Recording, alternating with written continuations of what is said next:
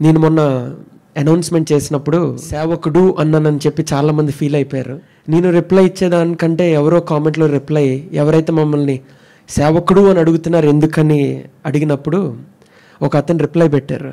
ఆయన ఏమంటున్నారంటే, వాళ్ళు పెళ్ళి జరుగుతున్నప్పుడు అక్కడ వచ్చిన దైవజనులందరూ వాళ్ళ ప్రవచనాత్మకంగా ప్రార్థనాపూర్వకంగా దేవుడు ఆశీర్వాదం ఇస్సాకు లాంటి కుమారుడిని ఇస్తాడు, ఇస్సాకు వంటి సేవకుడిని ఇస్తాడు అని అందరూ అన్ని ప్రవచనాలు చెప్పారు కదా దైవజనులు. అంత గొప్ప దైవజనులు దేవుని నోటి మాట వినకుండానే, దేవుని ఆత్మ లేకుండానే చెప్తారా?